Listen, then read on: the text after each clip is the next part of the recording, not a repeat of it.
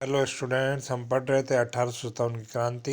इसमें हमने बात की कि ये क्रांति के कारण क्या थे, जिसमें हमने राजनीतिक कारण पर चर्चा की, प्रशासनिक कारण पर चर्चा की, सामाजिक कारण, धार्मिक कारण, आर्थिक कारण, सैनिक कारण और तात्कालिक कारण क्या बना इस क्रांति का।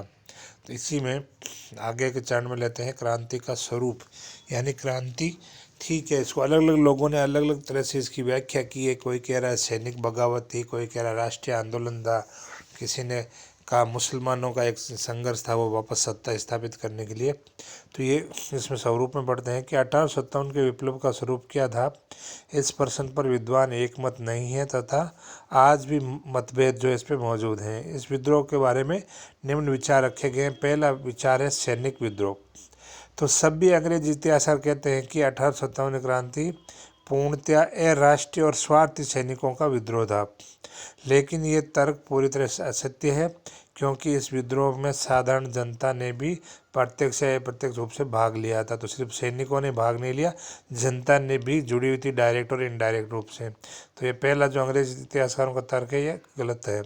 दूसरा है मुस्लिम सत्ता की पुनर्स्थापना का प्रयास है। मतलब दूसरा तर्क में कहा गया है कि सर जेम्स आउटरम ने कहा है, उनका मत है कि ये मुसलमानों का के षड्यंत्र का परिणाम था, जो हिंदू शक्ति के बल पर अपना स्वार्थ सिद्ध करना चाहते थे। अर्थात वे मुगल सम्राट के नेतृत्व में मुस्लिम सत्ता की पुनः स्थापना करना चाहते थे। लेकिन ये तर्क भी पूरी तरह सत्य है, क्योंकि क्रांति में देश के केवल 1/3 भाग यानी 1/3 मुसलमानों ने ही भाग लिया था। ज़्यादातर हिंदू ही इस क्रांति में संघर्ष कर रहे थे। तो ये भी तर्क गलत है कि मुस्लिम सत्ता की पुनः स्थापना का प्रयास था। तीसरा आता है सामंतवादी प्रतिक्रिया। सामंतों के जो अधिकार शक्तियाँ कम की गई थी, तो उसी का जो परिणाम यह था। तो इसमें इतिहासकार मेलिसन ने इसे जमींदारों द्वारा अपने शासकों के विरुद्ध सामंती प्रतिक्रिया कहा है। अंग्रेजों ने अपनी नीति द्वारा अनेक सामंतों की उनकी जागीरों से वंचित कर दिया और उनकी प्रतिष्ठा को गिराया। अतः सामंतों ने इस विद्रोह को फैलाने में अपना योगदान दिया, लेकिन ये भी पूरी तरह सत्य नहीं है। चौथा तर्क है प्रथम भारतीय स्वतंत्रता संग्राम, है ना। तो सर्वप्रथम, ये परीक्षा में पूछ जाता है, सर्वप्रथम विनायक दामोदर सावरकर ने इस क्रांति को स्वतंत्रता का प्रथम संग्राम कहा है।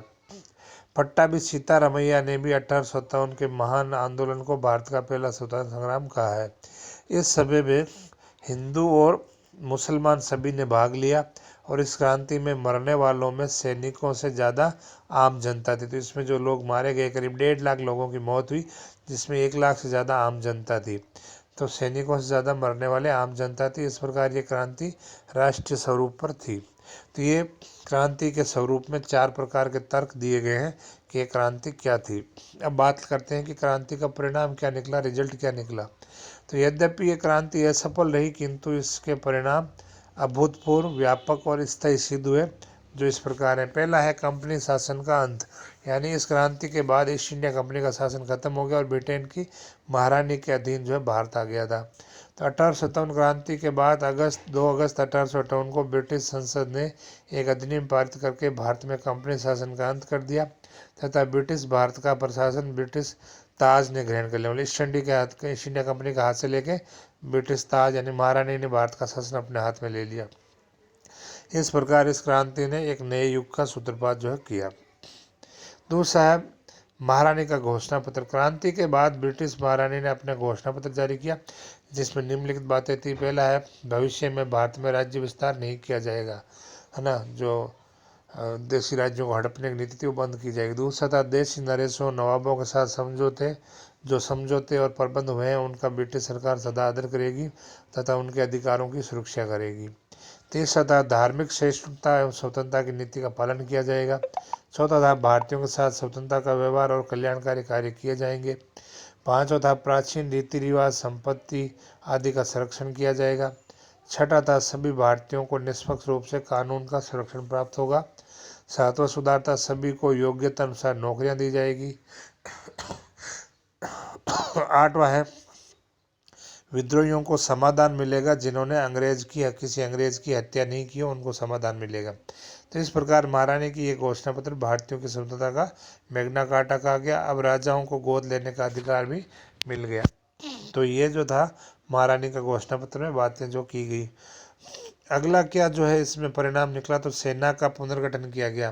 तो इस क्रांति के बाद अंग्रेजों को भारतीय सेना पर बिल्कुल भरोसा नहीं रहा, इसलिए उन्होंने सेना का पुनर्गठन किया और अंग्रेज सैनिकों की इतनी विशाल सेना रखी कि भविष्य में विद्रोह को दबाया जा सके। तोप खाना पूरी तरह से यूरोपीय सैनिकों के हाथ में रखा गया, मतलब तोप खाने में भारतीय सैनिकों की नियुक्ति नहीं की गई।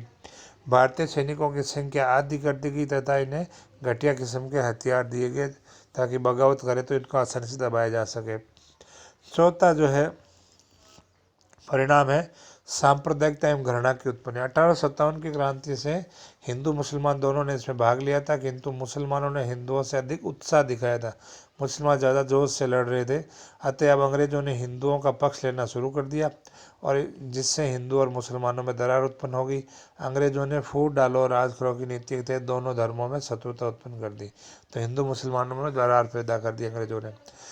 पांचवा परिणाम है प्रशासन के निम्न पदों पर भारतीयों और उनके मतलब प्रशासन में जो बाबू है, चपरासी हैं, ऐसे जो निम्न पद हैं वो भारतीयों को दिए गए, जिसका ये भारतीय जो उनके अंग्रेजों को सपोर्टर हो गए, जो भारत के लिए नुकसानदायक था।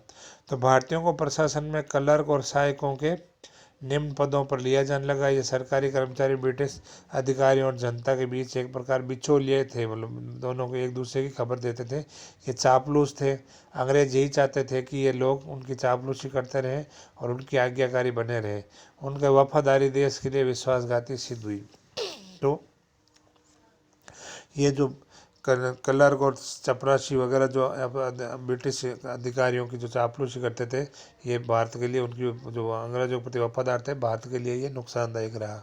छठा है आर्थिक प्रभाव। क्रांति के बाद अंग्रेजों ने केवल ब्रिटिश पूंजीपतियों को ही भारत में पूंजी लगाने के लिए प्रोत्साहित किया, यानी ब्रिटिश बिजनेसमैन को यहाँ पर बिजनेस करने के लिए प्रोत्साहित किया उन्होंने, और उन्हें सुरक्षा प्रदान की। उन्हें अब चाय, कपास, जूट, कॉफ़ी, तंबाकू आदि के व्यापार को बहुत बढ़ावा दिया गया और जो अंग्रेजों के नियंत्रण में थे। तो भारतीय उद्योगों को संरक्षण नहीं दिया गया। यातायात के साधनों का विकास भी अंग्रेजों के लिए लाभप्रद था। अंग्रेजों ने इस आर्थिक शोषण से देश में निरंतर जो है गरीबी, भारत जो है निरंतर गरीब होता चला गया।